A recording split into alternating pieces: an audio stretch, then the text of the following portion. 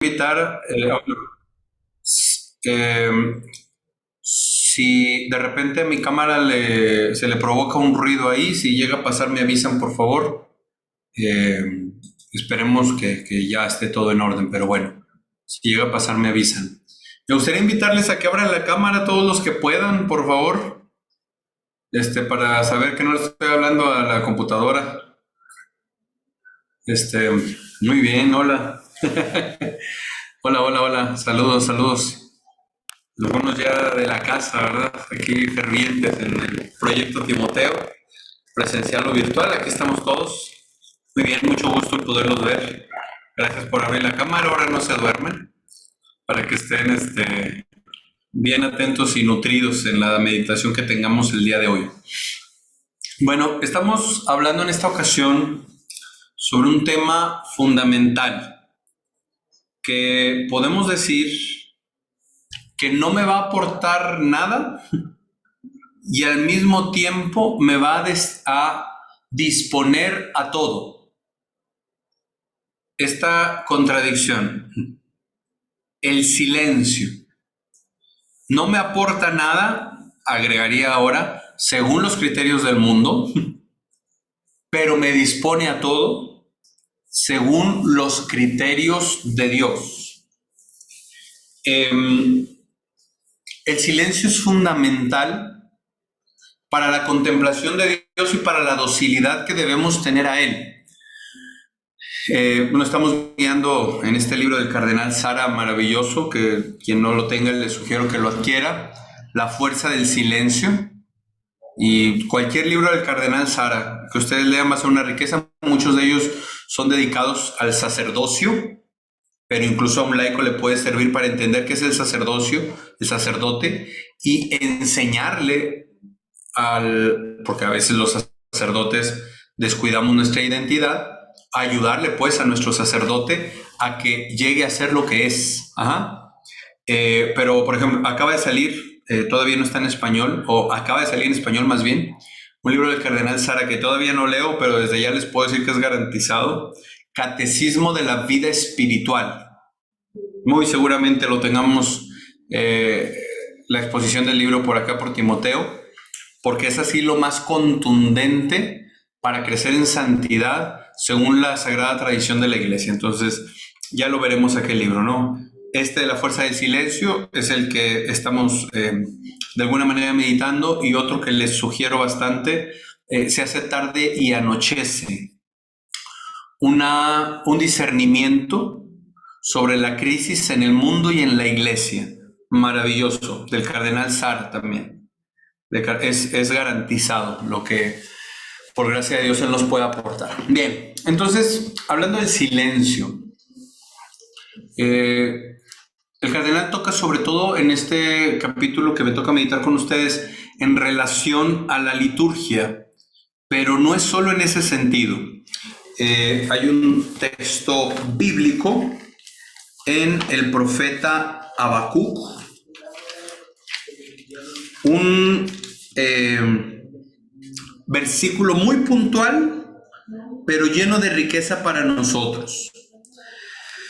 Viene una serie de profecías que está proclamando Habacuc en el capítulo 2, es de estos profetas llamados menores, y luego llega al versículo 20 como obligándonos a hacer un alto con esta expresión: mas Yahvé está en su santo templo, silencio ante él, tierra entera. Antes ha hablado de los que construyen por medio de sangre las ciudades, de los que acuden a los ídolos, de aquellos que están buscando fuera de Dios, fuera de la ley de Dios. Y luego viene este tope contundente: mas Yahvé está en su santo templo, silencio ante él, tierra entera.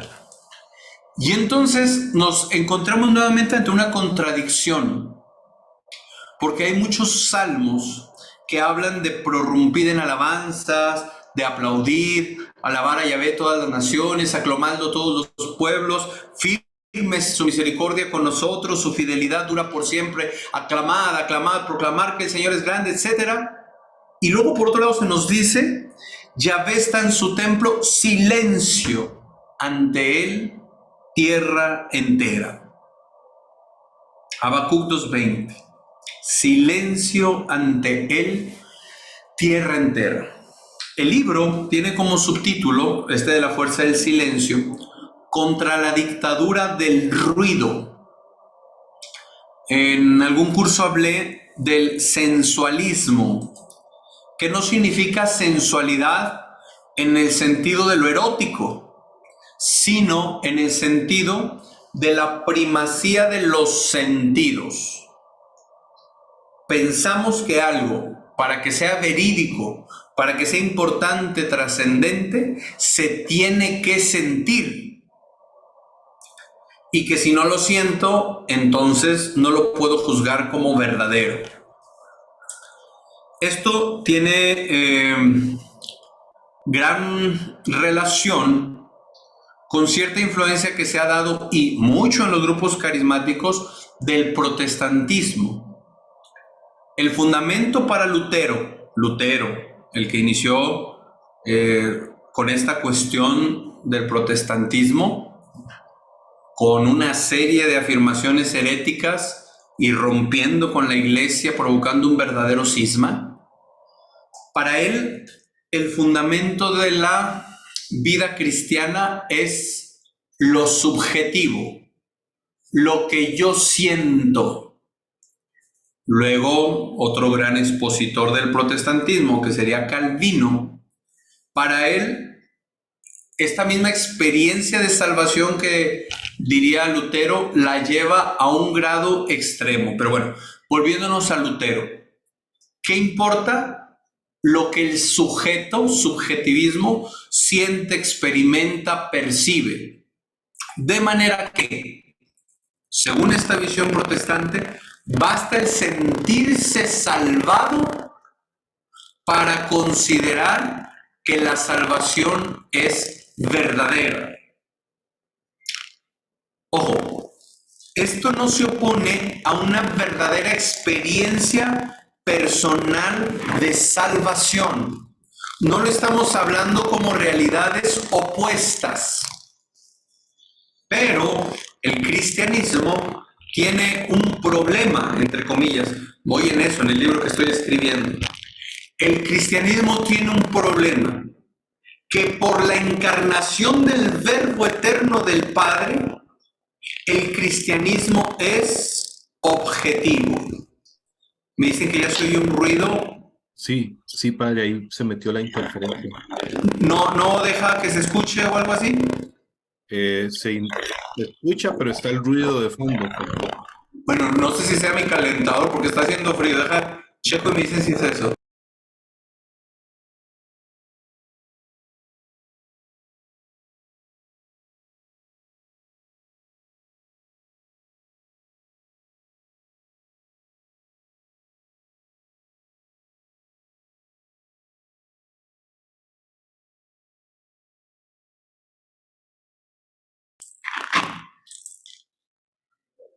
¿Se sigue oyendo el ruido? ¿Sí? Ok, entonces la cámara, permítanme. Voy.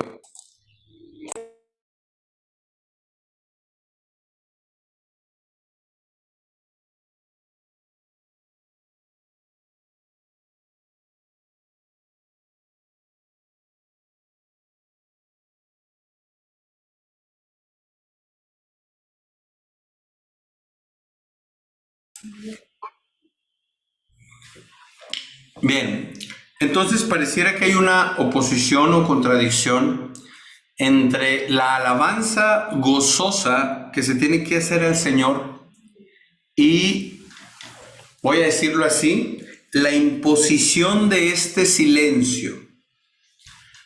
Estoy hablando de una imposición no violenta, agresiva, contraria a la naturaleza, a los derechos, al ser de la persona. No.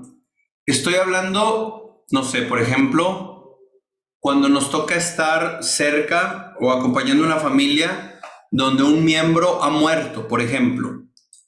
Hay un silencio y una reverencia que se impone. En ese sentido, quiero decirlo, ¿no? El silencio que Dios impone por su presencia, gloria y majestad.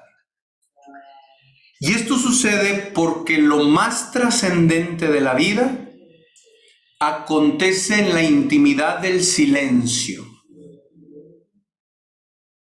Pensemos en experiencias palpables como, no sé, cuando uno está cargando a un bebé recién nacido, los que tienen hijos podrán entenderlo quizá más. Un bebé recién nacido, al principio expreso palabras de amor, caricias, todas las maneras posibles de yo hacerle entender a este pequeño mi amor, pero llega un momento en el que las palabras son insuficientes y terminan por estorbar. Y entonces sigue un silencio que implica necesariamente reverencia. ¿Me lo entienden? Un silencio que implica necesariamente reverencia. Me dicen nuevamente que se escucha interferida la voz. ¿Es así o es problema del internet? Ok, gracias. Bueno, será del internet de la persona. Muy bien. Entonces, pensemos también en la intimidad de los esposos, que no nos referimos exclusivamente a la cuestión sexual, sino todo lo que implica una auténtica intimidad. Por ejemplo, el que los esposos vayan después de una buena convivencia, de una gran jornada, el ir a caminar ahí por un bello paisaje, no son necesarias las palabras para expresar el amor. Y pensemos en otros aspectos, como el gran milagro de la concepción, que aquí hago un paréntesis, lamentablemente aquí en mi ciudad se va a abrir la próxima semana la primera clínica abortista privada. Una tragedia, para que recen por nosotros, Saltillo. Vamos a tener la primera clínica abortista privada de la ciudad. Una tragedia. La concepción sucede en el más absoluto silencio. Pero ¿qué pasa? Que estamos sometidos a la tiranía, como dice el cardenal, del ruido, por el sensualismo del que estábamos hablando. Cuando hay una sobreestimulación de los sentidos, ¿qué sucede? Hay, por decirlo así, no es precisa la expresión, una separación o un distanciamiento entre cuerpo y alma. No es preciso porque separación de cuerpo y alma es la definición filosófica y teológica de la muerte. Entonces, un distanciamiento, digamos así, una fractura entre el cuerpo y alma respecto a la comunión que Dios había planeado desde el principio. Y esto viene desde el pecado original. El pecado original causa diferentes fracturas. Fractura de la relación con Dios, fractura de la relación con el prójimo, fractura de la relación con el medio ambiente, en el sentido, con la naturaleza, digamos más bien, en el sentido de que ahora el hombre tiene que sacar con el sudor de su frente el fruto de la tierra, pero también hay una fractura interna, en donde el alma, como es espiritual, está hecha para lo elevado, para la vida eterna, para la comunión con Dios, y el cuerpo, que también estaba hecho como eso, a raíz del pecado original, tiende hacia la bajeza, y por ello también tiende a arrastrar al alma hacia lo mismo. Y entonces el ruido pronuncia aún más esta fractura o este distanciamiento, y cuando hay silencio nos sentimos violentados porque estamos acostumbrados a lo otro. Entonces, algunos se habrán dado cuenta que el silencio nos inquieta. A veces estamos en la casa en el silencio, y por eso muchos, sobre todo a nosotros los latinos nos pasa mucho, tienen la costumbre, no siempre buena, de tener ruido en la casa. Estoy haciendo los quehaceres domésticos y ya tengo la televisión prendida en la sala y el radio prendido en la recámara, que haya ruido, ruido, ruido. ¿Por qué? Porque no me atrevo a tener contacto con la intimidad de mi propio ser. El ruido, a los que andamos dispersos, nos es tan estorboso porque nos conduce a contemplar la verdad de mí mismo, de los que me rodean, de Dios. Y muchas veces hay aspectos de esa verdad que son desagradables. Y por eso prefiero no enfrentarlos. ¿Me entienden? Por eso les decía yo al inicio que el silencio, aunque no me aporta una información inmediata, me dispone para la docilidad a Dios. Me dispone para la docilidad a Dios. Por naturaleza, la mujer tiene un discurso más amplio que el varón, vamos a decirlo de esa manera. Muy amplio. Hasta 3 veces más. Se calcula, hay diferentes estudios y diferentes cifras, pero que en promedio un varón habla 7,000 palabras en un día estándar y una mujer más de 20,000, ¿no? No estoy denunciando a nadie de nada, nomás estoy describiendo. Algunas veces que he ido, por ejemplo, a algún restaurante a desayunar y llega un grupo de mujeres a desayunar, todas hablan, todas al mismo tiempo. No importa que esté cruzando, hablando con el de enfrente, con el de al lado, con la que está allá. Y yo me he llegado a preguntar, ¿y en esa mesa quién está escuchando? ¿Quién está escuchando? Lo más simpático es cuando me ha tocado escuchar que se despiden y dicen, qué a gusto platicamos. Cuando todos hablan, nadie escucha. Incluso etimológicamente es diferente oír de escuchar. Por ejemplo, cuando en el rosario o en las letanías en latín dice audinos, es óyenos, audi, de audir, de oír. Pero luego dice exaudinos, al audi se le agrega ex. Esta partícula en latín, ex, significa algo muy desde dentro, más o menos algo así. Natus, Jesús es natus ex Virgine María, nacido de la Virgen María, pero no como una cosa que pudiera ser o no ser, no, sino desde lo más íntimo de sus entrañas. ¿Me entienden esto? Entonces el exaudinos, escúchanos, es óyeme, pero desde dentro. Como que óyeme hasta tu corazón. Por eso, una oración fundamental para el pueblo judío, así como para nosotros, es el Padre Nuestro, recitado varias veces en el día. Para el hebreo era el Shema o Shema. Shema Israel, Deuteronomio capítulo 6, versículo 4 y siguientes. Escucha Israel, Shema Israel. Yahvé, nuestro Dios, es el único Yahvé. Amarás a Yahvé tu Dios con todo tu corazón, con toda tu alma, con toda tu mente, con todas tus fuerzas. Que penetren en tu mente estas palabras que yo te dicto hoy. Se las repetirás a tus hijos, les hablarás de ellas tanto si estás en casa como si vas de viaje, así acostado como levantado. Las atarás a tu mano como una señal y serán como una insignia entre tus ojos. Las escribirás en las jambas de tu casa y en tus puertas. Shema Israel.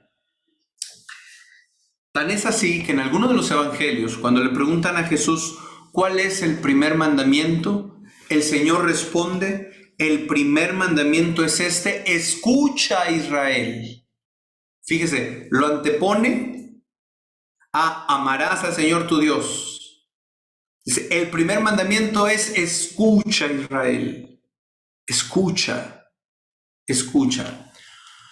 ¿Por qué? Miren, de todos los sentidos, el oído es el que alcanza más lejos. El tacto, el olfato, el gusto, tienen que tener un contacto inmediato con la sustancia que les estimula para producir la sensación. La mirada, aunque puede llegar muy lejos, está limitada. Yo estoy aquí en mi oficina y la pared está a 2 metros de mí. Frente a mí está esta pared a 2 metros y no llega, es imposible que mi mirada llegue más allá. Pero si a mis vecinos se les ocurre poner música, como frecuentemente lo hacen, esa música ustedes también la van a escuchar muy clara. O si hubiera una explosión o alguna cosa así allá afuera, mi oído es capaz de percibirla.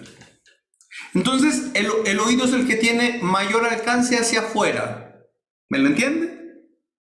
Pero también el oído es el que tiene mayor alcance hacia adentro. Para el hebreo, lo que se oye forja el corazón.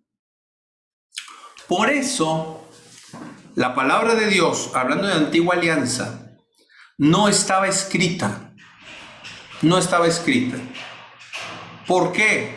Porque era memorizada. ¿Se acuerdan ustedes los que llevamos el catecismo según la costumbre anterior?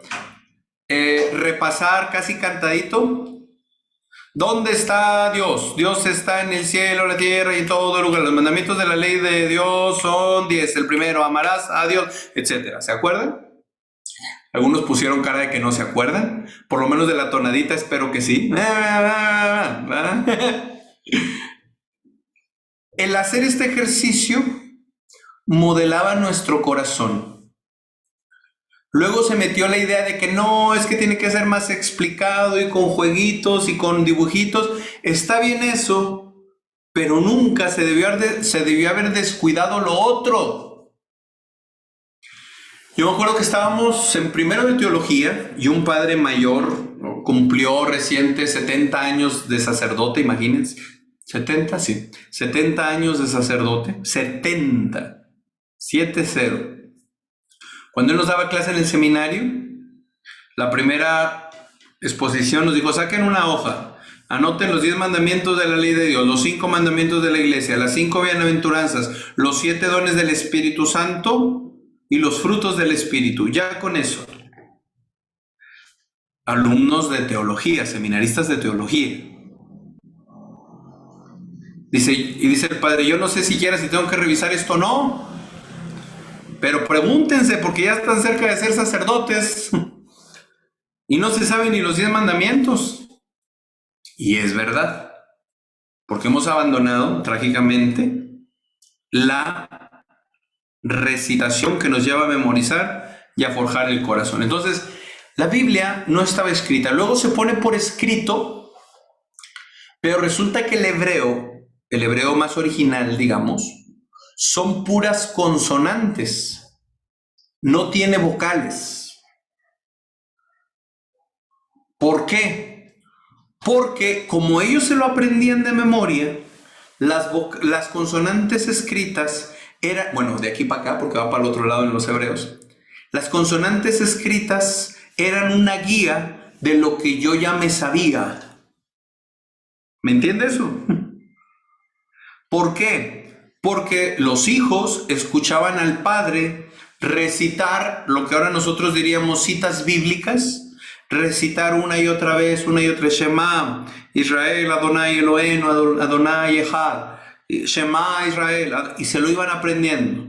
Cuando se topaban con las consonantes, sabían lo que decía porque había una huella en el corazón. Ya luego, también le pasó a los judíos, se fueron inventando las vocales porque les daba más flojera seguirse aprendiendo lo que deberían traer siempre en el corazón. Entonces, para el hebreo, por eso es tan importante lo que se dice. Si ustedes van a Tierra Santa, en el Muro de los Lamentos están estos judíos haciendo esto. Si uno se acerca un poco, están repasando salmos, repasando textos, bueno, sobre todo salmos, que es la oración primordial para el hebreo, etc. Dice, qué maravilla. ¿Por qué? Porque se ha grabado, se ha guardado en el corazón. Por eso, fíjense, detallitos. La Virgen María escucha al ángel y ¿qué dice? Guardó en el corazón. Va corriendo hacia su prima Isabel. ¿Y qué dice Isabel? Apenas tu saludo llegó a mis oídos, el niño saltó de gozo en mi seno. Incluso, para que llegue el anuncio de salvación a un oyente, quiero decir, se necesita el mínimo de silencio, que quiere decir el mínimo de disposición. Disposición.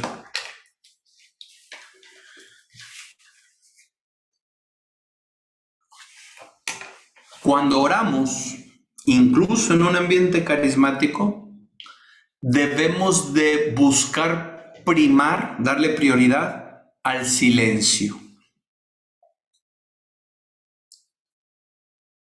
Por ejemplo, una asamblea de oración acá en México promovió mucho el padre Pablo Cárdenas Cantú, fundador de los discípulos y discípulas de Jesús, lo que él le llama oración del tabernáculo, y es haciendo la comparación con el templo de Jerusalén, donde en el atrio se hacían las alabanzas, pero luego en el lugar santo se presentaba la ofrenda, y luego en el lugar santísimo era donde moraba la presencia de Dios.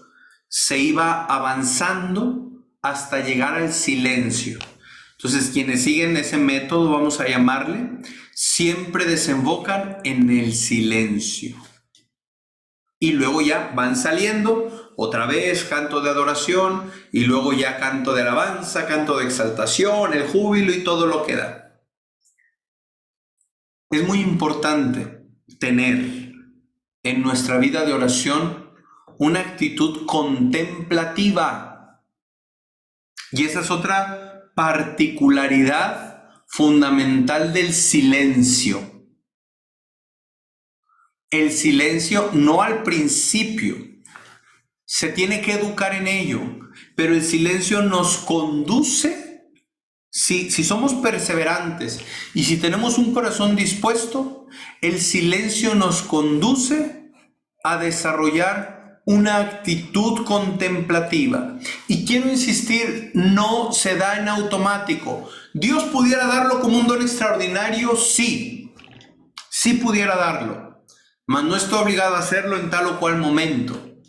Y entonces, lo que Dios no está obligado a hacerlo, es lícito que nosotros, en cuanto está en nuestras manos, lo podamos buscar o ejercitar. Pongo otro ejemplo. Si alguien nunca ha escuchado música clásica, se le va a hacer muy pesado el empezar a escucharla. Yo no sé, a mí me falta mucha cultura en ese aspecto. Entonces, si uno empieza a escuchar música clásica, está... Y luego, ¿estuvo bonito? Pues parece que sí. Por cierto, hay una pieza, no me acuerdo cómo se llama ahora, hay una pieza de música clásica que su autor escribió para que la gente se durmiera. Entonces, cuando gente culta va a escuchar un concierto de esta obra, se empiezan a dormir. Entonces es bien simpático porque están todos ahí. ¿Por qué? Porque cumple su propósito, ¿no? Pero bueno, digamos una pieza común. Si mi oído no está acostumbrado, y peor, está acostumbrado a escuchar reggaetón y banda y no sé qué otra cosa, mugrero de música, donde nomás son dos acordes, pum, pum, pum, pum, pum, pum, pues me voy a enfrentar a la música clásica. Ay, es demasiado, ¿sabes qué? Quita eso, porque no puedo. ¿Qué tengo que hacer? Dejar lo que no es de calidad, como esta música de reggaetón, que lamentablemente está muy difundida, y luego empezar a acostumbrar a mi oído. Hay como paréntesis.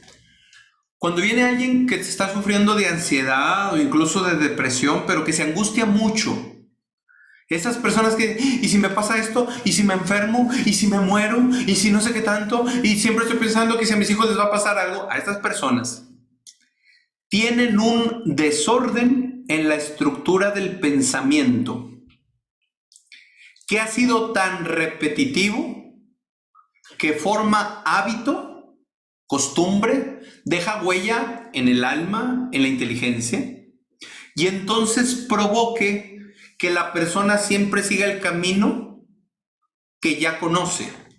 Si es un camino de angustia, ante la mínima situación se va a ir al extremo en la visión de la angustia. ¿Me entienden? Por ejemplo, vamos en un transporte público y de repente frena. ¡Ay, nos vamos a accidentar, nos vamos a volcar! ¿Por qué? Porque tengo un camino vicioso por el cual conduzco mi pensamiento. Vicio, hábito operativo malo, que es malo en sí mismo y hace malo al que lo comete. Virtud, hábito operativo bueno, porque es bueno en sí mismo y hace bueno a quien lo practica. Entonces tengo que forzarme a ir en el sentido contrario para educarme en la virtud. Entonces les decía, a estas personas que vienen con este vicio en la estructura de pensamiento, aparte de la plática espiritual, yo les sugiero lo siguiente. Vas a escuchar música clásica, una pieza. Te vas a acostar, te vas a relajar, de preferencia que sea un poco fuerte. Escuchas la pieza completa. 8 minutos, 15 minutos, dependiendo de lo que dure, ¿no? Y ya, llegas al final, haces un silencio como para degustar lo que acabas de escuchar. Luego, vuelves a escuchar esa pieza de música clásica. Si conoces el nombre de los instrumentos, o más o menos, por decir, esto suena como un violín muy agudo. Y entonces vas a repasar toda la pieza tratando de ubicar cuando ese violín agudo vuelve a sonar, vuelve a sonar, vuelve a sonar. La vuelves a escuchar y ahora vas a escuchar lo que suena como tambores, como percusiones. Y a lo largo de la pieza vas a buscar identificar dónde vuelve a sonar. Esto hacerlo unas 4 veces, máximo 5. Si no estás muy agotado, vuelve a escuchar la pieza completa y la vas a empezar a disfrutar diferente que la primera vez que la escuchaste. ¿Por qué? Porque ya tu mente va a ser capaz de ir siguiendo. Ahí están los tambores, ahí está la flauta, ahí está la trompeta. El hacer esto, que es un ejercicio muy simple a nivel humano, ayuda a darle estructura y orden al pensamiento. ¿Me entiende? ¿Por qué? Porque le digo, por aquí te vas. Por ejemplo, tenemos ahorita la invasión del TikTok y en general de los videos cortos. Un video que dura 1 minuto en el TikTok es un video excesivamente largo ya. ¿Qué sucede? Que nos estamos haciendo incapaces de concentrarnos, de sostener la atención. Y entonces lo que nos exige concentrarnos nos aburre más fácil o Somos incapaces, por ejemplo, de estudiar la palabra con orden, porque ya empecé, ya me aburrí, me voy a otro lado, me regreso, porque en eso nos están mal educando los videos cortos. ¿Por qué? Porque lo que se repite, genera hábito. E insisto, si el hábito es bueno, genera virtud. Si el hábito es malo, genera vicio. Por eso les insisto, conquisten el silencio. Tengan el propósito de conquistar el silencio. En la vida ordinaria, pero también y sobre todo en la vida espiritual y en la relación con Dios. Qué difícil nos es el silencio. Muy difícil. Cuando voy a dar la unción de enfermos, por ejemplo, a un enfermo solo en su casa, con su familia, pues, pero no en un hospital. Cuando el sacerdote impone las manos, que Dios se vale muchas veces de este gesto para sanar física o espiritualmente, cuando el sacerdote impone las manos no debe decir nada. Las oraciones las hace antes o después. Confesión pública, a veces sí se me escapa. Señor, sana a esta persona, pero en el silencio, en el interior. Ahorita hablaré de eso. Silencio externo e interno, ¿no? Pero sí le digo a la familia siempre, mientras yo impongo las manos, ustedes oren por esta persona en silencio. ¿Qué sucede? Ay, Señor. El silencio es silencio. La voz baja no es silencio, no es. También a veces que estoy en algún encuentro muy grande y le digo a las personas, vamos a cerrar los ojos para que nos ayude a estar más tranquilos en la presencia de Dios. Y no falta quien está así, quien está así, quien está así. Cuando, siempre le digo a la gente, les voy a dar una clase rápida de cerrar los ojos. Ni así, sino así y ya. Qué difícil nos es. Es muy frecuente que en la dirección espiritual le digan a uno, Padre, es que no sé por qué me está pasando tal cosa, por qué esta dificultad, por qué estas tentaciones o lo que sea. No siempre lo pregunto, pero debería hacerlo. ¿Tienes tiempos de silencio? Porque muchas veces en el tiempo del silencio encontraré lo que en el ruido no fui capaz. ¿Me entienden? Entonces, el silencio debe ser exterior, que es esta cosa obvia de no emitir sonido. E insisto, nos es difícil porque no tenemos cultivada la costumbre. Entonces, fíjense que, bueno, ahorita vamos a entrar más en lo de la liturgia, pero en nuestras misas, cuando hay silencio, muy pronto se nos hace incómodo porque no estamos habituados a él. Por ejemplo, el silencio después de comunión, que ahí específicamente la Santa Iglesia dicta que haya silencio. Por ejemplo, en el ambiente carismático, no falta que la guitarra, como si el silencio estorbara. En un ambiente en general, empieza la fila de oraciones, ¿verdad? Y la jaculatoria y el no sé qué, y ahora pedimos por esto y pedimos por lo otro y pedimos por aquello. No es que la oración estorbe, no, pero ese momento después de la comunión, la Iglesia nos pide el silencio. Sí dice también que puede haber un canto que me ayude a adorar al Señor, pero no es ni para una fila interminable de oraciones, ni para dar avisos parroquiales, y menos para realizar las rifas o sorteos que se tienen planeados ahí en la parroquia. No, eso es terrible. Y voy a decir algo un poco atrevido. Eso es casi profanación. Perdón, ahí le piqué accidentalmente. Eso es casi profanación del silencio que la iglesia nos está pidiendo. Imagínense un sorteo a un lado del altar, que es el lugar santo del sacrificio. Perdóneme, pero la otra vez que hubo un sorteo así, fueron las vestiduras del Señor las que se rifaron. Eso es trágico. Debería hacerse fuera del lugar santo, que ahorita voy a tocar eso.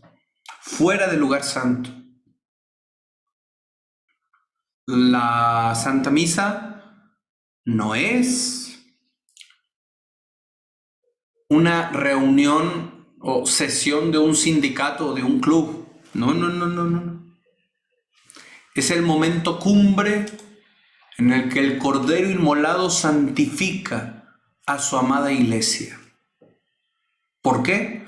Por medio del sacrificio redentor, que ya no es cruento, es decir, es sin sufrimiento para Jesús, y esta cualidad de incruento es porque el Señor está resucitado hoy, y entonces su cuerpo resucitado ya no puede sufrir, y es el mismísimo cuerpo del Señor en el cielo el que se hace presente en el altar junto con su sangre. Por eso no puede haber sufrimiento, porque es Cristo glorificado. Algo que he dicho muchas veces en la predicación. Yo me acuerdo de niño, aquí en Saltillo, sobre todo dos templos tengo muy grabados con esto que voy a decir.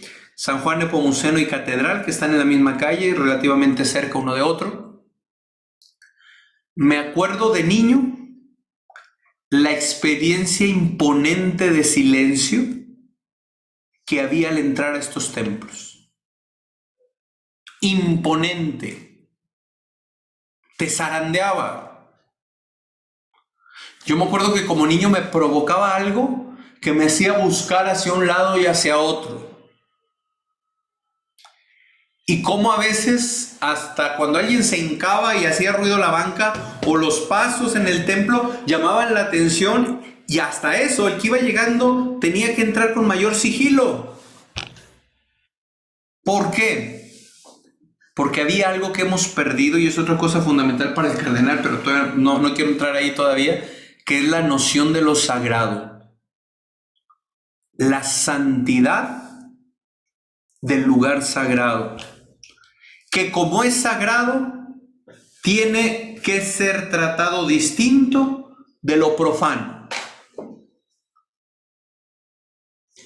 Pero estábamos hablando de la necesidad de un silencio interior.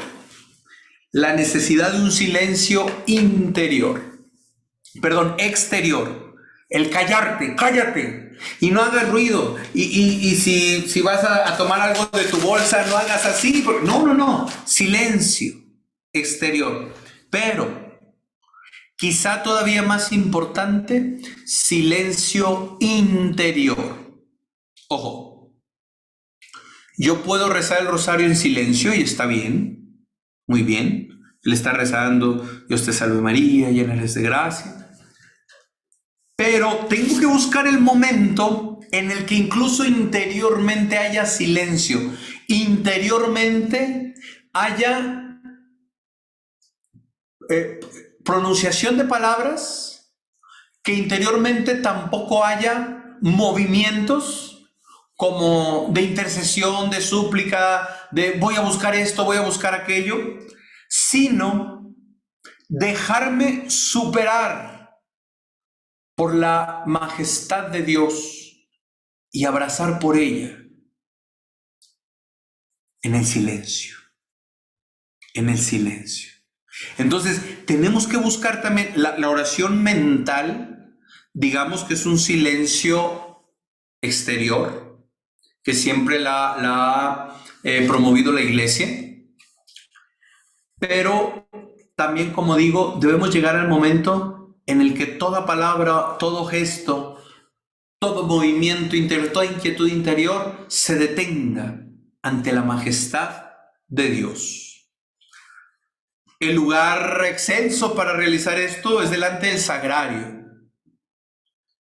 Delante, pues en hora santa, el Santísimo expuesto, pero si no está expuesto, sigue estando ahí en el sagrario, estar delante de él.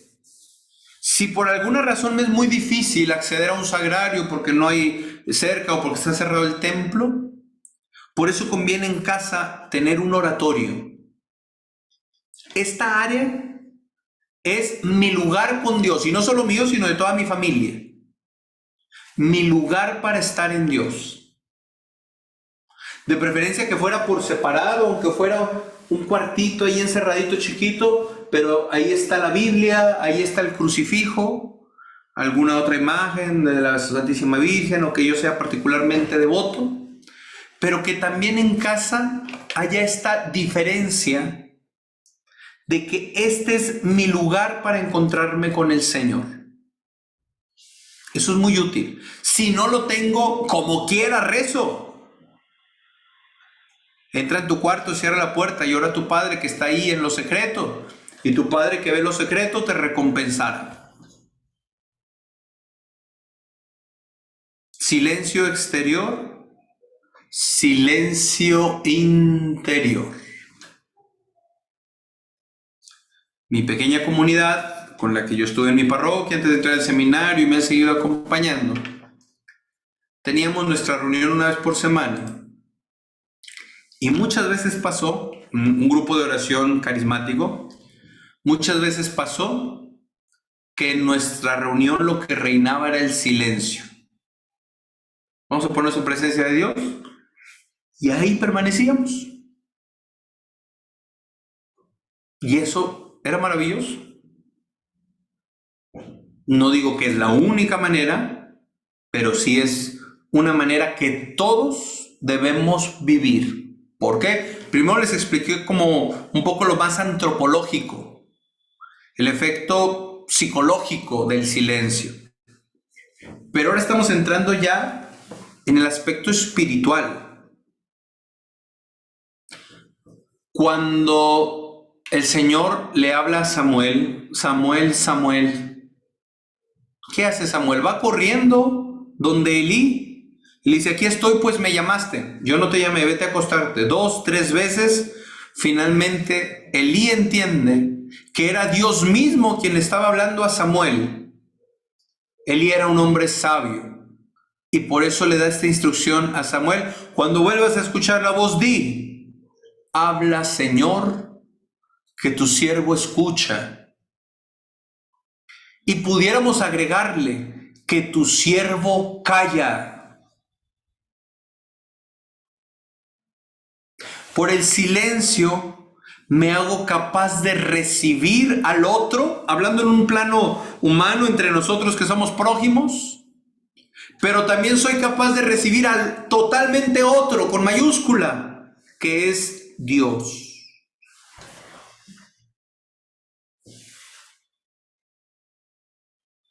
Una cosa fundamental dentro de las familias, el darnos la oportunidad de contemplarnos, de mirarnos y de permanecer en este silencio contemplativo.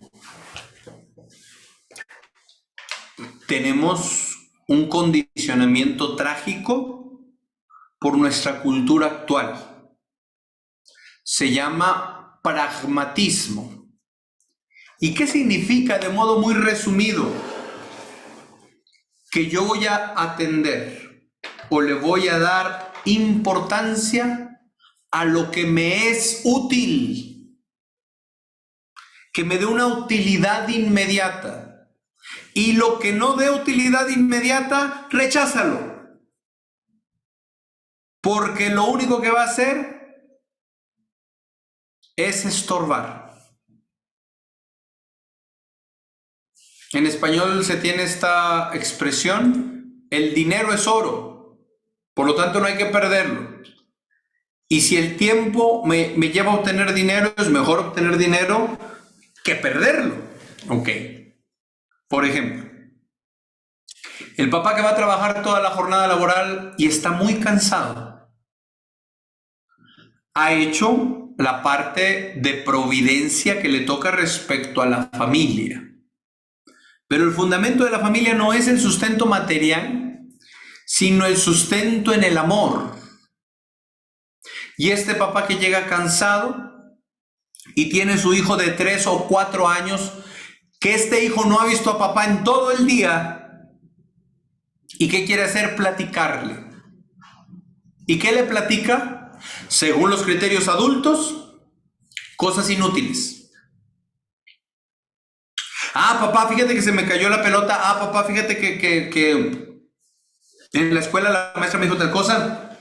Papá, fíjate que esto, papá, mamá, se le cayó el salero. Papá, fíjate que, como somos pragmáticos, disminuimos la mente, pero más grave, disminuimos el corazón. Si yo a este niño de 3, 4 años, que es puro verbo, lo atiendo, no con el celular interpuesto, no, a él como persona, lo atiendo, lo miro, y aquella cosa insignificante, inútil, no pragmática, la recibo con importancia porque viene de ti. Ese niño va a tener una experiencia de ser fundamentado en el amor. ¿Me entiende? En el diálogo, hablando de familia o de amigos, lo más importante, más que el contenido formal de lo que hayamos conversado, es la experiencia misma de estar uno frente al otro, donándose. O digámoslo así, de estar uno siendo para el otro. Si esto lo estamos hablando en un plano meramente natural, ¿qué no tuviésemos que decir en el encuentro con Dios? Quienes hayan tenido un encuentro con Cristo muy dramático,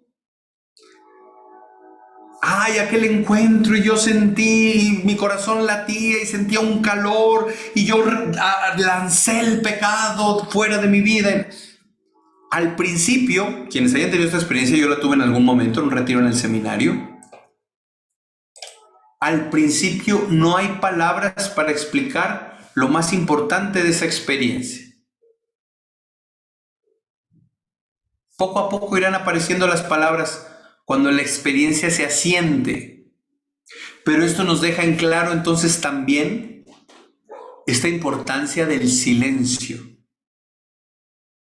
y de seguir contemplando. Estaba diciendo hace rato, creo que no terminé la idea, que para Lutero lo fundamental es la experiencia subjetiva, lo que siento. Pero para la Santa Iglesia, lo que Dios mismo nos ha revelado, es que el cristianismo es objetivo. ¿Y qué quiero decir? Pongo un ejemplo nada más. Padre, es que tal pecado que cometí hace 4 o 5 años, ya lo confesé, pero no me siento perdonado. De hecho, lo he vuelto a confesar, aquel mismo y único pecado material, lo he vuelto a confesar 5 o 7 veces porque no me siento perdonado. ¿Qué hago? Le digo a la persona, deje de estar pretendiendo someter a Dios a sus tripas del cómo se siente. Crezca en la fe y entienda que si usted hizo una confesión íntegra en materia de los pecados y número de los mismos, y usted recibió la absolución sacramental por un sacerdote que tiene la facultad de hacerlo, usted está perdonado ante Dios. Y ante Dios ya no debe nada, y en su juicio, ese pecado que cometió y confesó no será materia en su contra. Sientas lo que sientas. ¿Me entienden? Es que siento que tengo que volverlo a confesar. No, se puede hacer una confesión general, que lo hablamos el año pasado cuando tratamos del tema de discernimiento, pero esa confesión general es específica para una experiencia de acompañamiento con el director espiritual, etc. Pecado confesado íntegramente, pecado perdonado. Pecado perdonado. ¿Qué les insisto aquí? Que el cristianismo es objetivo. ¿Y por qué lo digo? Porque nos podemos, por ejemplo, hacer dependientes de un ministerio de alabanza o de un coro. Que si no hay música en esta misa o llego al templo estando el templo solo, ¡ay no! Algo faltó. Decía San José María Escrivá de Balaguer, cuando a veces la gente le comentaba: padre, es que la misa es muy larga. Y él respondía: si la misa te parece larga, significa que tu amor es corto. Y lo mismo diríamos del silencio en la oración. Si el silencio te parece largo, significa que tu amor es corto.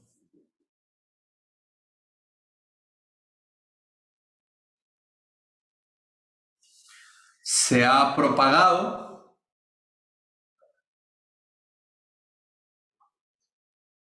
en nuestras iglesias una excesiva familiaridad con Dios. Dios, el Todopoderoso, el Infinito, el Trascendente, ha decidido hacerse mi Padre por los méritos de Jesús. Pero, aunque sea papá, Abba, y yo soy llamado por gracia hijo, no deja de ser el santo, el majestuoso, el poderoso, infinito, misericordioso, inmenso, omnisciente, omnipotente. Y aunque sea papá, y yo puedo estar en su presencia con total confianza, como dice Carta a los Hebreos, acercarnos al trono de gracia, recibir misericordia, no deja de ser categóricamente Dios. El único Dios vivo y verdadero, que tiene que ser tratado con el respeto y la reverencia que se merece. No estamos delante de cualquiera cuando estamos delante de Dios. Y me refiero sobre todo en el templo. Hermanos, ¿cuántos de nuestros templos parroquiales antes de empezar la misa de domingo parecen mercado, parecen parque público? Platicando como si estuviéramos sentados en la banca debajo de unos árboles. Estás en el lugar santo. Y ahí delante de ti está la presencia real de Jesús, Hijo de Dios. Rey de reyes, Señor de los señores. Para muchos de la semana es la única hora que van a estar ante la presencia real eucarística de Jesús. Y la desaprovechamos. Es antes de entrar al templo donde saludábamos a los hermanos: ¿cómo estás? Buen día. Pero una vez que nos introducimos al templo, lo primero es ponernos de rodillas, y si no puedo, por lo menos inclinarme, porque ahí está la presencia real de Jesús. Y si no hubiera sagrario, pero vamos a tener la misa, en ese altar se hará presente realmente Jesús, y por eso también debe ser tratado ese lugar con reverencia total. Total. ¿Cuántos de nuestros templos parroquiales, sobre todo en los eventos de bodas o 15 años, parecen pasarela de modas o de bikinis? El templo exponiendo el cuerpo, a veces peor que si estuvieran en la playa.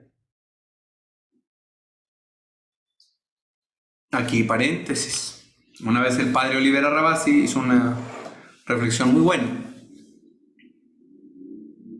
De decir, vamos a pensar en la cantidad de ropa que implica un bikini. ¿Qué pasa si estoy en una casa y accidentalmente abro una puerta de una habitación donde está una mujer con esa proporción de ropa, ¿cómo reacciona? ¡Ay, quítate, quítate, quítate! Pero ¿por qué con esa misma proporción de ropa puede andar en la playa como si nada? Quizá no lo habíamos pensado. ¿Y qué tiene que ver eso, padre, con lo que estamos hablando? En la teología del cuerpo se habla del don que para el ser humano significa el pudor.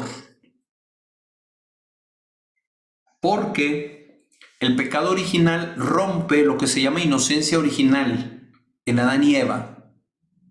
Y por eso después del pecado se dan cuenta con vergüenza de que están desnudos. Porque se ha roto la inocencia original. El cuerpo expuesto, quiero decir desnudo, por la concupiscencia que ha quedado en la carne, tiende a ser objeto de deseo desordenado. El sacramento del matrimonio sana para ellos, ella para él para ella, lo que el pecado original dejó, y por eso los esposos cristianos pueden estar sin avergonzarse, desnudos el uno frente al otro. Pero de que nací a que voy a estar en la intimidad con mi cónyuge, restaurado por el sacramento en la inocencia original, Dios nos regala el pudor para proteger y no propiciar el desorden en otra persona. Interesante, ¿no? Por eso, el sagrario debe llevar un velo, se ha perdido la costumbre. El cáliz debe llevar un velo y se perdió la costumbre que la mujer llevara velo a la iglesia. ¿Por qué llevaban velo? Porque lo más santo y lo más bello se custodia con pudor. Otra vez, la noción de lo sagrado. Sagrado. Incluso cuando los esposos van a la intimidad, como lo dijo Tobías, no lo hago para satisfacer mis pasiones. Aunque hay una experiencia de deseo sexual que es natural para la naturaleza humana, no va a desfogar sus pasiones, sino debe acercarse el esposo al cuerpo de la esposa y la esposa al cuerpo del esposo con reverencia. Estoy hablando de los esposos cristianos. ¿Por qué? Porque este cuerpo al que por el amor voy a acceder nunca deja de ser templo del Espíritu Santo, si es que está bautizado. Qué maravilla, ¿verdad? La necesidad urgente de recuperar la noción de lo sagrado. Lo sagrado es diferente de lo profano. Algunos teólogos han afirmado y otros tantos se dejaron arrastrar que como Dios tomó nuestra carne, ya no existe esta distinción entre lo sagrado y lo profano. Implícitamente quieren decir que Jesús se hizo profano, porque se hizo del mundo.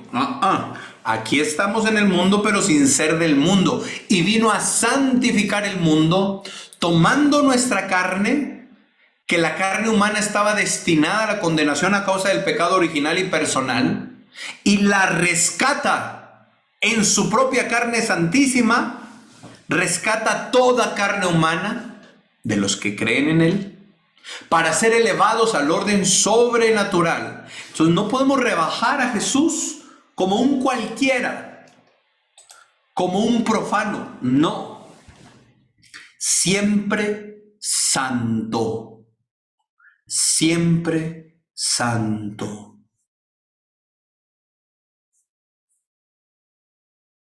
esto, hermanos, que estoy hablando, lo debemos de promover en nuestras parroquias.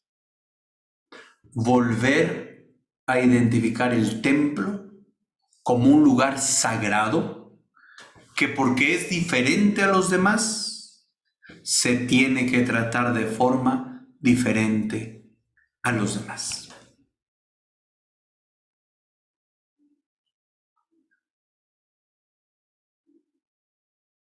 Diferente a los demás.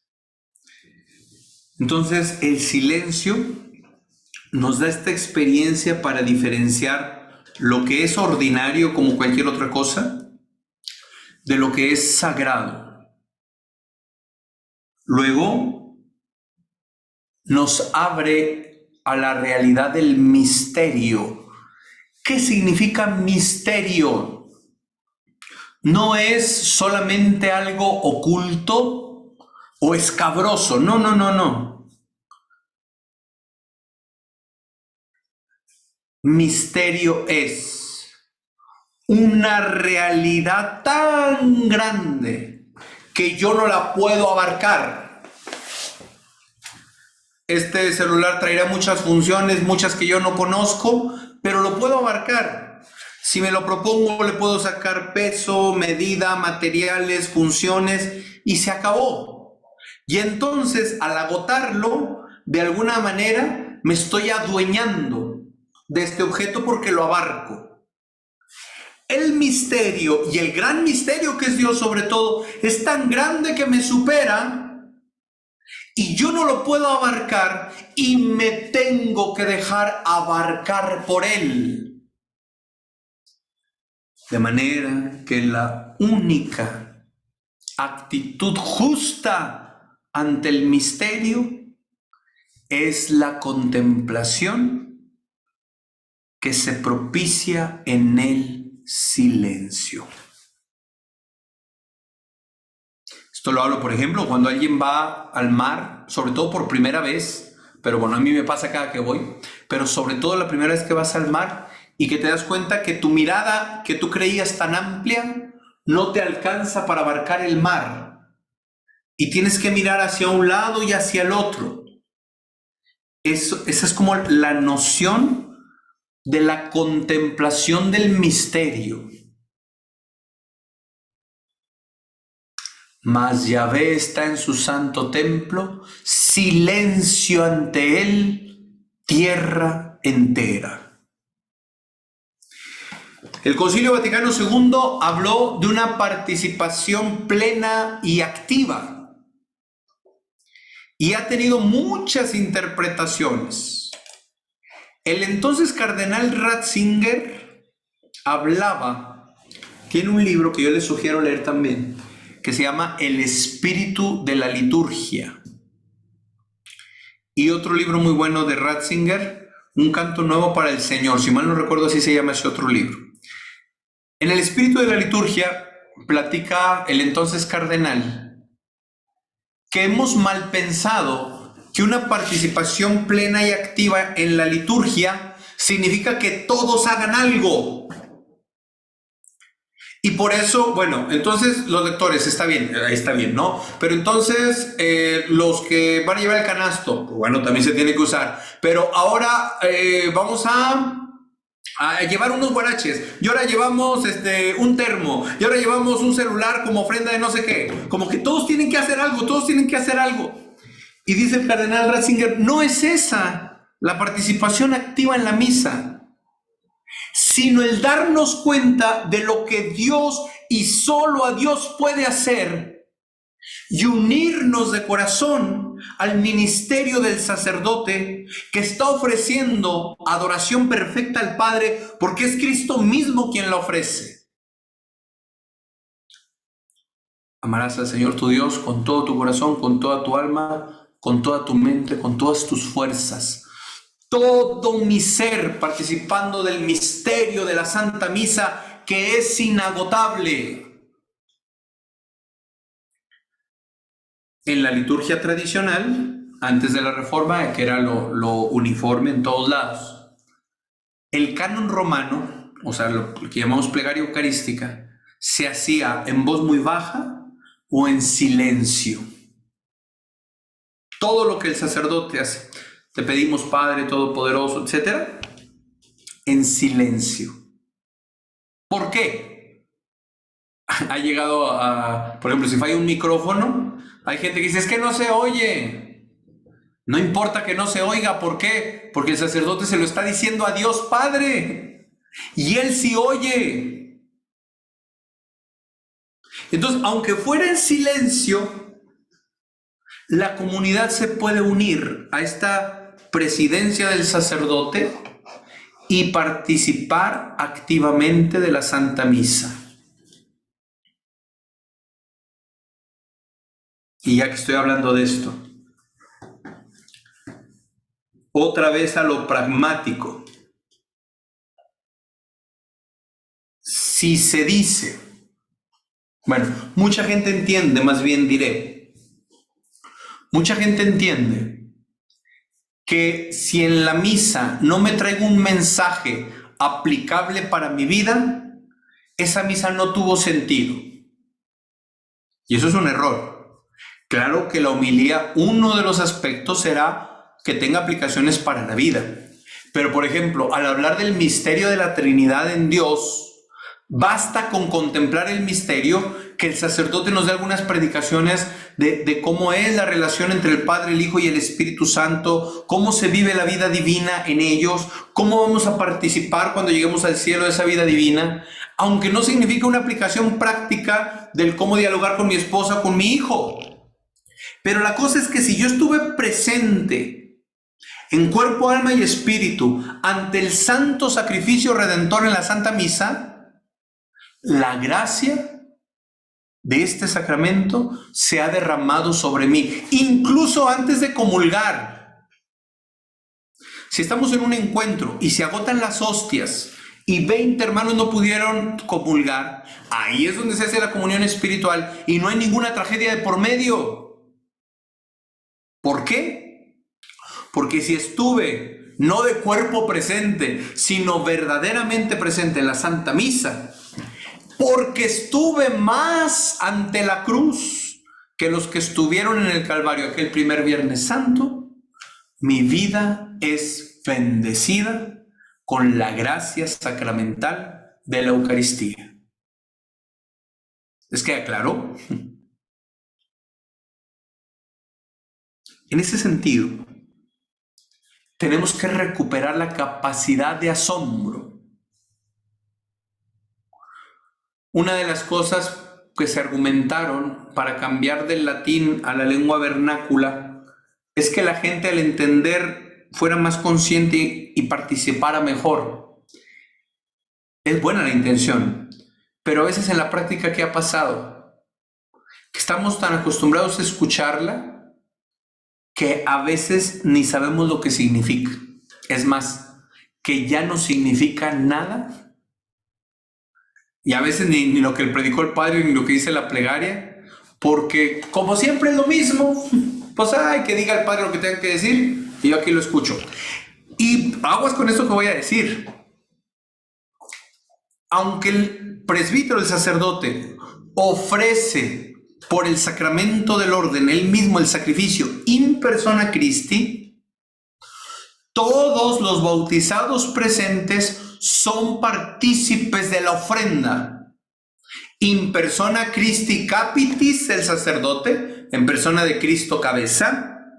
In persona Christi corporis, el pueblo, en persona de Cristo cuerpo.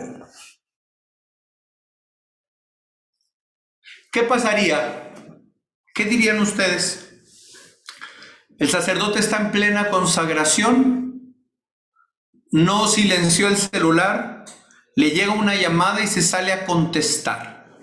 ¿Qué pensaríamos de ese sacerdote? En plena consagración. Pues no está en lo que tiene que estar.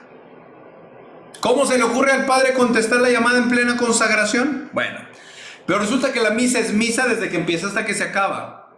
Y los fieles laicos participan del culto a Dios. Hay gente que piensa que si le suena el celular y se sale a contestar allá afuera, está siendo muy respetuosa. No, no está siendo respetuosa. Se me marcó por andar de dramático. No está siendo respetuosa de Dios esa persona. Está desatendiendo lo que le toca dar de culto a Dios. Supuestamente muy respetuoso porque habló en voz baja y se salió del templo. No. Insisto, 1 hora que le voy a dar al Señor a la semana y no se la doy íntegra. Y no se la doy íntegra. Paréntesis, si hubiera una cuestión delicada, grave, tengo a mi papá internado y estoy... bueno, esa es excepción.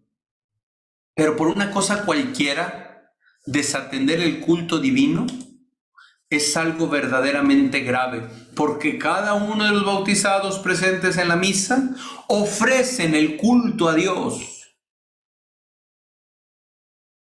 Y aquí, hermanos, es muy importante recuperar la claridad de que al dar culto estoy delante de alguien, no estoy cumpliendo un rito en el que tengo que leer unas oraciones. Estoy dando culto al Dios vivo.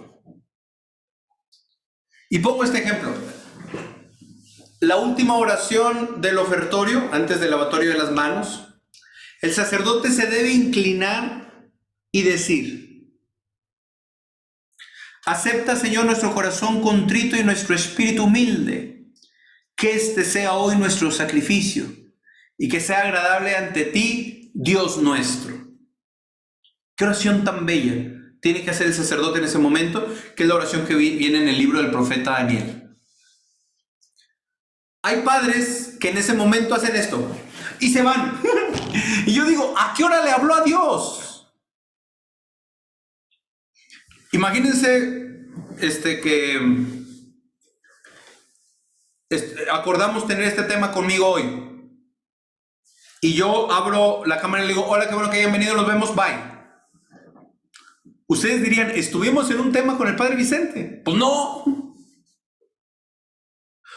Cuando yo, sacerdote, pero yo también pueblo de Dios, cuando digo lo que me toca decir en misa, ¿tengo claridad de que estoy dando culto al Dios vivo? ¿De que le estoy hablando a alguien? No al infinito. ¿A alguien que es Padre, Hijo y Espíritu Santo?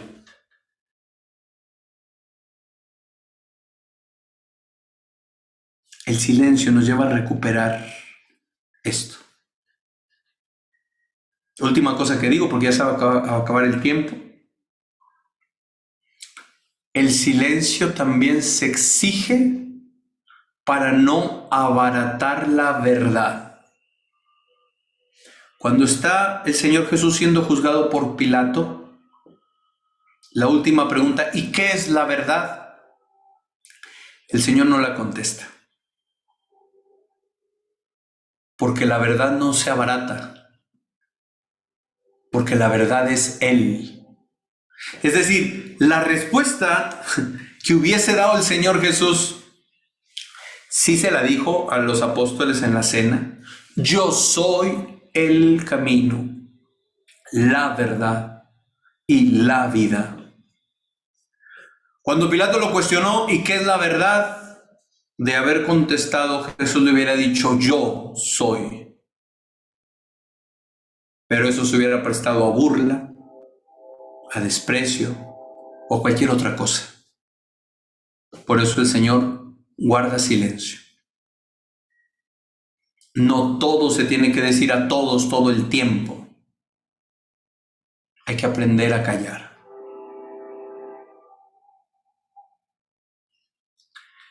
Estuve en una misa en el rito bizantino en Hungría. Las iglesias orientales católicas, ahí no hay momentos de silencio. Todo el tiempo se está haciendo un canto de culto a Dios. Está como una pared en la que hay 3 puertitas y de aquel lado de la pared está el altar. A mí me tocó hacer misas con el obispo, está el obispo allá. Y ciertamente el pueblo cantaba en lo más íntimo de la misa, que era donde el obispo estaba haciendo la consagración. Y entonces el obispo lo vivía en silencio. Pero aunque no hubiera un silencio en la liturgia, un silencio litúrgico, vamos a decir, sí hay una actitud contemplativa todo el tiempo. Para los dos que íbamos de rito romano, nosotros, que no teníamos idea porque o hablaban en griego o hablaban en húngaro, nos dio oportunidad de contemplar esa liturgia de una manera maravillosa. Simplemente estar ahí. Dice el Papa Francisco en la Evangelii Gaudium, hablando de la contemplación cristiana, qué dulce es estar de rodillas ante un crucifijo, ante el Santísimo, y simplemente ser en su presencia, dejando que Él nos contemple. La contemplación cristiana, íntimamente vinculada al silencio, no es un ejercicio de concentración psicológica. Ay, voy a pensar en esto, nomás en esto, ay, no me voy a distraer. No. Está bueno hacer esfuerzos psicológicos, pero la contemplación cristiana, la comparo yo, ya lo hablé un poco. Un bebé recién nacido tiene que vivir el amor. Pregunta, ¿este bebé recién nacido, así, recién nacido, es capaz de amar, sí o no? Díganme algo los que tienen la cámara abierta. Así, en esta edad, recién nacido, menos de un mes, ¿es capaz de amar, sí o no? No, porque no tiene la voluntad formada. Pero tiene que vivir el amor. ¿Y cómo es que va a vivir el amor? Siendo amado. El silencio nos da esa oportunidad de estar ante la presencia del Señor siendo amados. Busquemos y conquistemos el silencio. Amén. Muy bien, pues con esto terminamos.